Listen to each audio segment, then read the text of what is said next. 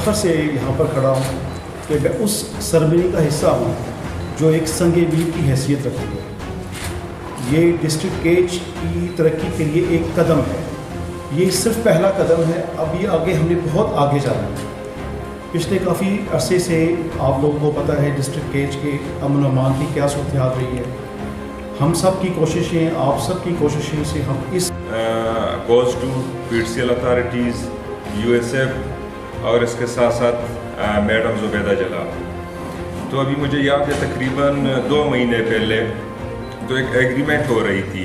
تو اس کے ساتھ ساتھ میڈم خود اس میٹنگ کو اسلام آباد سے چیئر کر رہی تھی.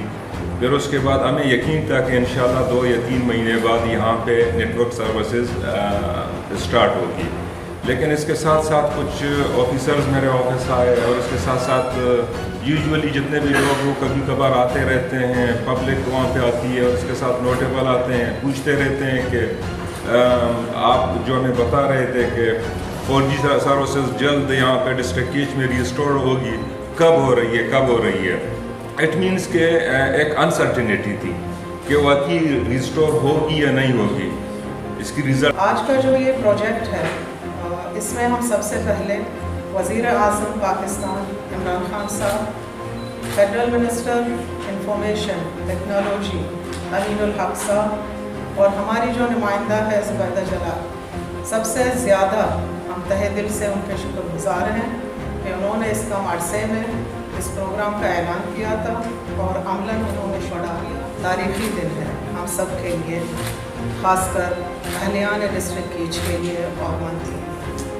آج میں اس جگہ کھڑی ہوں، میرے خیال میں میری جگہ زبیدہ جلال کو ہے. آج کل جو یونیورسٹیز ہیں، کالجز ہیں، جہاں انٹرنیٹ ہے، بچے جو ہیں وہ نیٹ پر بیٹھتے ہیں اور اپنی کلاسیں لے رہے ہیں.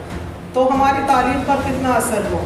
ایک دفعہ 9 مہینے اسکول بند ہوئے، پھر 7 مہینے بند ہوئے، پھر ابھی 4تھا مہینہ ہے بند. تو یہ ایسی چیز ہے، ایسی ضرورت ہے کہ ہم اس سے اگر جتنا دور ہو جائیں گے اس کا مطلب ہے ہم اس دنیا سے منقطع ہوں. تو ہم بہت شکر گزار 3G اور 4G سروس کے حوالے سے کر رہے ہیں. تو سب سے پہلے تربت سٹی میں ہماری 4 سائٹس ڈپلائڈ ہیں اور ریسنٹلی ہم نے ان کے اوپر 3G and 4G services enable کر دی ہیں اور انشاءاللہ مزید بھی ہم 2 نئی سائٹس یہاں پہ لانچ کرنے جا رہے ہیں. اور ان کے اوپر بھی آپ ہمارے ایڈمنسٹریشن صاحب، کمانڈنٹ صاحب اور اسپیشلی ہمارے چیف گیسٹ محترمہ ریما کا بڑا کنٹریبیوشن ہے اور جس کی وجہ سے تربت کے لوگوں کو ہماری بیسک جو انٹرنیٹ سروسز ہیں وہ پرووائڈ کرتے ہیں.